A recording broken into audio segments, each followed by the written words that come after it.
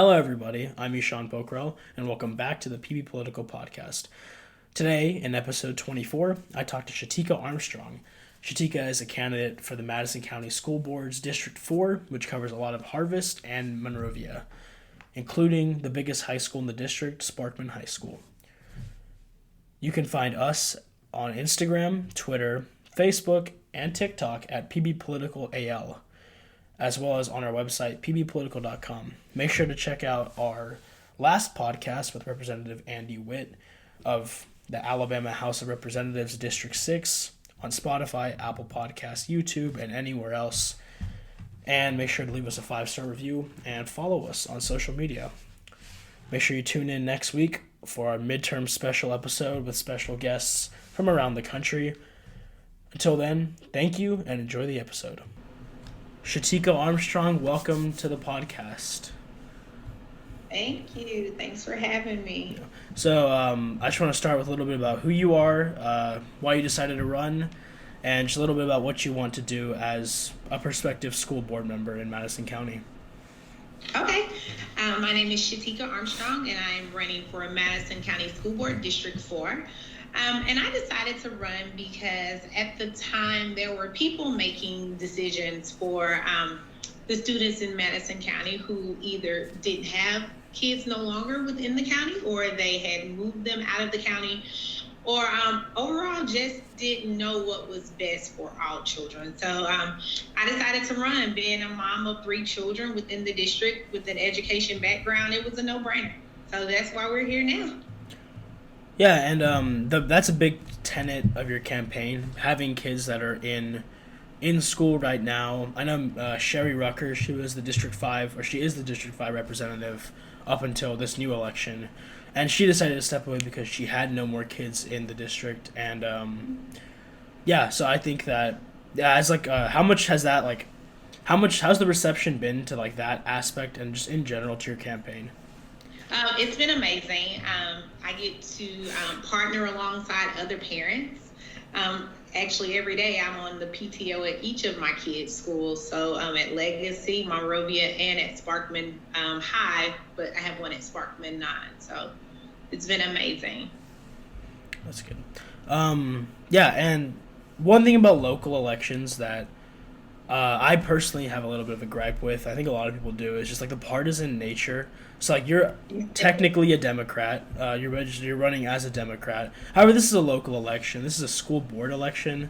I know that the District 5 election, we had Jalen on a couple months ago. He was registered as a Republican, but he's running for school board. So it's just despite all of like it being so localized, it's still like a party. There's a party primary you have to go through. It's still partisan. How do you personally feel about that? Do you think there should be open primaries? How do you think that the structure should be? It's really weird. Like the decisions you make as a school board member have nothing to do with your political party views. And I don't think people understand that. That is definitely legislation I would want someone to look into changing because it does affect how people will vote, and it shouldn't be about the party when it comes to the children or superintendent for that matter. I think everything here is partisan. I know Birmingham's mayoral race is technically nonpartisan. However, Mayor Woodfin is a Democrat. I'm in Birmingham right now for at UAB, so I just know a little bit about that. And that he's technically running. They'd run nonpartisan elections, but he's still technically a Democrat. It's weird. I don't know why Huntsville doesn't. But even our other districts within the county do appointed or they're nonpartisan. Yeah, I don't know why. Yeah, it's odd. It is.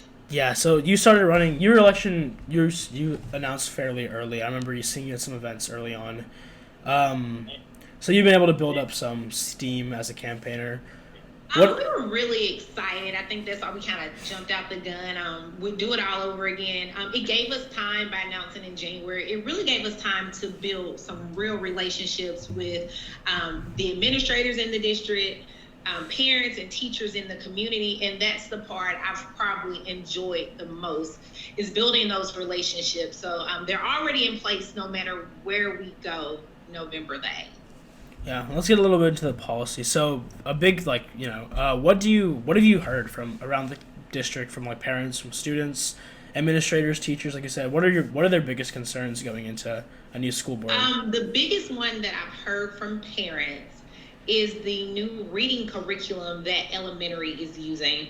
A lot of parents feel that it's tedious and that the material, I guess you could say, borders the line of some sort of indoctrination. I've read a few of the stories, and I have to separate from being a parent from being a educator, and sometimes it's harder to do. From the teachers, retainment, burnout, that's been the biggest issue amongst the teachers, and then as a whole, the overcrowdedness at a few of our schools. That's been the absolute biggest issue, and then along with that comes redistricting. No one wants to know that their child may possibly be moving schools after they've been there K through 4th, or they've just started. So that's probably one of the biggest. And have you looked into any, like, you've heard it a lot, so I'm assuming you've picked up a little bit of a policy or a solution for some of these things. Can you just walk through a little bit of what you think could be effective for the school district? Definitely for the overcrowdedness, quite frankly, it would have to be a rezoning. But the thing is, that's going to happen whether we build a new school or just have to use what we have. So I don't foresee that being a big deal because it's going to have to happen either way. The reading curriculum, I would really have to dive into that with Mr. Solly to see how we came about that curriculum, what were the other options, who had a seat at the table when finalizing that curriculum. There's just a little bit more questions that need to be asked before we jump to solutions for reading curriculum. Right. Let's get a little bit more big picture stuff regarding Madison County. Starting with my favorite topic, it seems like internet access. So I talked about this a lot with Representative Witt last week on our podcast, and but that was a little bit more about broad.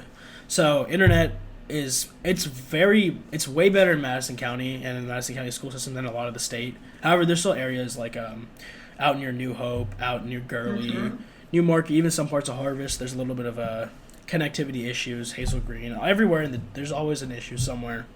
And it's gotten better because it had to with COVID. You know, we had the school bus program. We had all the laptops going home, all that stuff. So we've been able to ramp it up. However, there's still issues, and everything's becoming digital. My senior year of high school, I think we only got like assignments online for the most part. We did our tests in person. Everything else is online, and it's like that in college too. And it's a little different. So it's been that change has been exacerbated. And so internet, obviously, I know Madison County Schools has been on the forefront, but what else do you guys think you can do to make it effective, address concerns for internet connectivity and anything else in this constantly evolving environment we have?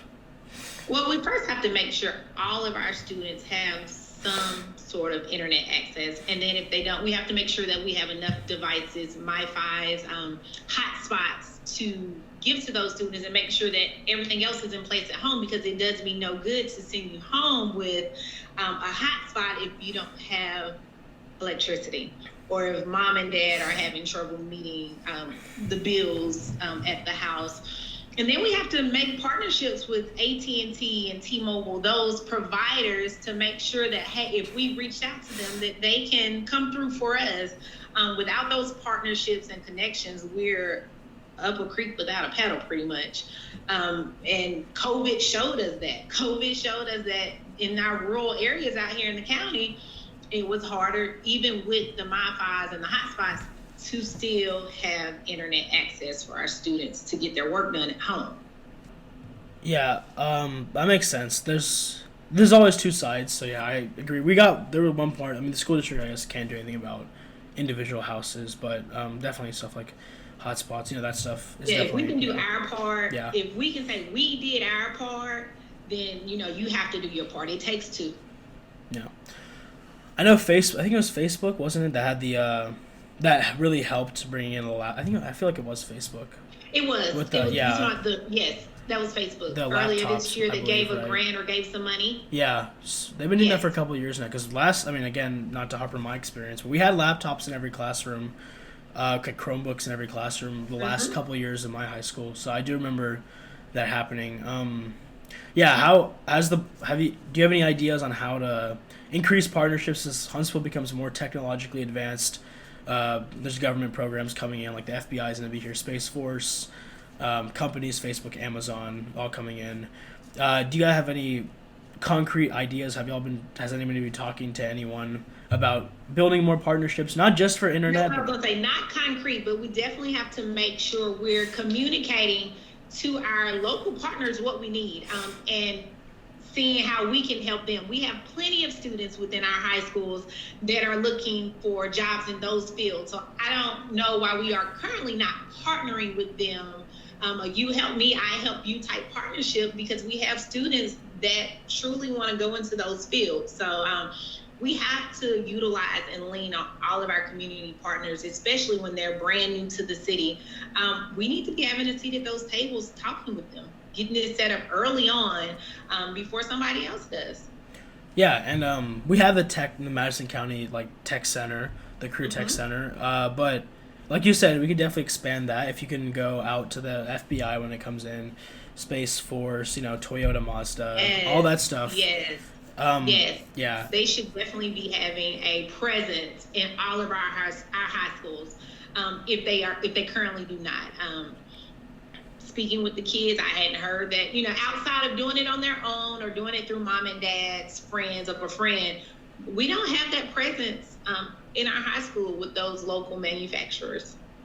yeah, it's definitely because like I have friends that did trade school out of that did not go to college. They did trade school, but they didn't stay in the city, so they had to like move. Hmm. Like there's a couple in Birmingham right now. Actually, some of them went up to Tennessee.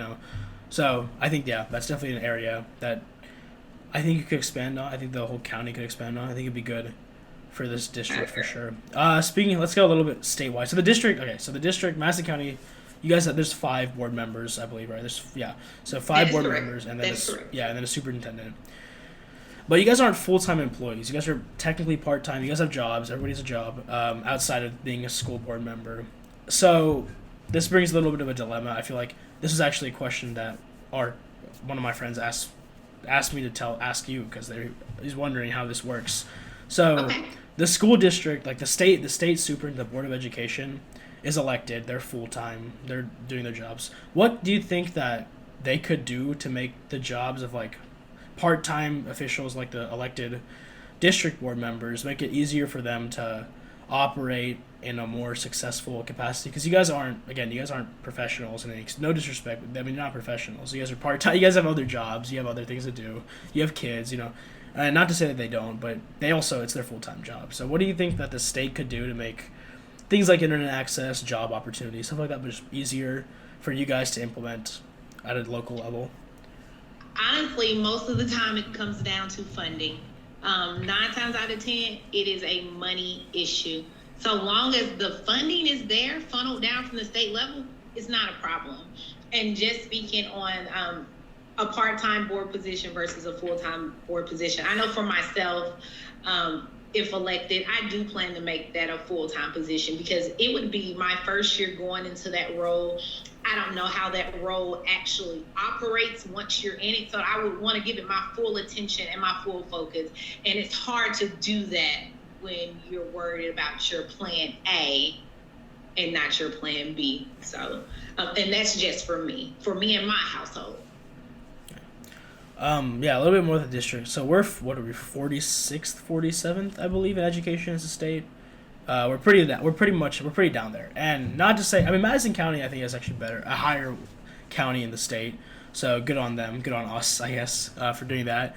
But have you guys looked at, or have you like in your campaign, have you looked at other like school, like New Jersey and Massachusetts? I know those are the top two. Have you looked at school districts around this country, school systems around the country, and like seen anything that they've been doing, whether it be like free lunch, permanent, something like anything like that, something So I like haven't that. looked completely in depth. I've, kind of looked here, looked there. But honestly, my sole focus, it has been on how can we get Madison County there doing it our way. yeah, we can look and see what they're doing it, but we're going to have to do what works for Madison County. Take a little bit from here, take a little bit from there, and see how we can implement it to work for us. So my focus has kind of been looking to see what we're doing, not best, that we can be doing better. Is there anything like particular outside of what you mentioned already that you can actually, yeah? The biggest thing would be communication. Even from a parent level, there are some things I'm like, well, why wasn't that communicated to me, or why wasn't it communicated to me sooner? I think I think communication and transparency are the two biggest things for me that we could do better on. And I think once we did better with communication and transparency, everything else kind of just lines up and falls into place. Yeah. Do you have any ideas for what to do for that, or like, is there any? So when it comes to transparency, a lot of that transparency, as a parent, I'm wanting to see when it comes to finances. And it isn't until after it's spent and gone that I've known where it's went. So just kind of being upfront with how we're spending the money, how we're allocating the money that we are receiving, and maybe even having community stakeholders having a seat at that table to help with that allocation of funds. No, communication. I think robocalls are like the main way I knew what was going on. If I wasn't involved, I mean, I was pretty involved in high school, so I knew a little bit more. But most people just get those calls like school's canceled, something's happened, there's an email. So I think that's definitely. But then when I get that call, I'm waiting. I have to wait for my students to come home, and then my student is telling me what happened, and then I'm having to kind of decipher how much of that is actually true, or how much of that is actually what you heard from a friend, to even know what actually truly happened. Yeah, definitely. I think that's like a issue everywhere, but I see it a lot in Madison County. What do you think? So this is a little off everything we're talking about. The whole school choice, school voucher program movement that's made steam in Alabama. Did you have any thoughts about that? I know that was kind of an issue when I was have my reserves. Yeah, that one. I didn't want to put you in a tough spot. I was just wondering if you had any actual I don't know how much of an issue that has been for you in your campaign. Oh, but no, I've had this conversation with friends, and that is a sticky one for a lot of reasons, because we're giving that option to everyone, which isn't a bad thing, but I'm gonna leave that one alone. No big deal. That's fine. Yeah. That one, yeah. Yeah. So the election. You said the campaign's been going well. How has it been actually, just from like a personal level, campaigning like to your friends, to your like people you know around the community? How's that been? So the people I know, that was the easy part. I don't meet a stranger. People will tell you I won't meet a stranger. So it wasn't hard, but it was a little it was different, meeting people who like you as a person, but now they kind of want, because when it's party affiliated now. Yeah. And so that was probably one of the toughest parts. Like, you know me as a person and you love me as a person, but you don't like the party affiliation. So that was tough, but once I got past that, it was kind of like, you know what? It is what it is. It's a part of being a politician, and you just go with it at that point. So yeah, the party affiliation thing is just still kind of shocks me. It seems very regressive for local elections. Like party affiliation for school board should not, like, we shouldn't even be having that conversation. I agree. And the fact that we are says a lot. Yeah. I don't think that's a local issue. I think that's a state issue, right? So, yeah, that's not likely to be changed anytime soon. I'm trying to think. I had internet. Internet's like, I've been talking about internet for the last couple of times I've had a guest. We had Hayden Wright on. She was a coal miners strike advocate. We talked about internet then. last week I with think Mr. internet Wade. is a big deal when you go through 2 years of COVID. Yeah. And your sole dependence is on making sure you have internet. I don't take lightly the fact that it's a big deal. I absolutely love our virtual school. I'll tell anybody who has not toured the virtual school or is not aware of the Madison County Virtual School, if you saw that your student thrived during COVID because they were able to be home on their electronic device getting their work done, I would highly suggest checking out Madison County Virtual School. They have it figured out. They have it down. Yeah, I've seen a lot about the Virtual Academy, and actually they had one of the bigger graduating classes in the county last year. So that's definitely been an option for a lot of, because I know like I had a lot of friends at Sparkman that left sophomore year and they just did virtual. They went to go to work, they worked, and they just did virtual school. So okay, and they graduated earlier. They graduated with us. Yeah. So it was definitely a big path for a lot of people. And I think that's something Madison County did really well. They got ahead of it, I feel like, a little bit. Because I don't think Madison City has as big of a program as we do. Huntsville City doesn't either. So it's definitely an innovative foresight, I guess, from Madison County, yeah. It's definitely a big deal, and they're doing it right. So Yeah. I'm not sure. I didn't check enrollment for this year, but I would like to think that enrollment has been up since we're, I guess, post-COVID. Yeah. Maybe, yeah. Probably. Yeah, probably. They had a big class last year. I think, I heard it was like the second, it was bigger than Madison County and New Hope, the graduating class. Oh, I can believe that. So, I mean, yeah, but like, I mean, even Madison County is like over 100 students, 150 students, so it's interesting. Yeah, I don't know. Is there anything else, like, key issues of your campaign? Anything you've heard on the area that you want to talk about? Outside of addressing some of those key issues, like how to retain our teachers, how to address the overcrowdedness in our schools, and how to make sure we're setting each of our kids up for success, I think we're on the right track. I think we've sat down and spoken to the right people. We've looked at the right data. We have a plan in mind. We definitely have a plan, if elected, November 8th, to help continue to move Madison County schools forward. And that is always the plan, to keep us moving forward so that we're not stagnant in what we're doing. So yeah, we're ready. Yeah.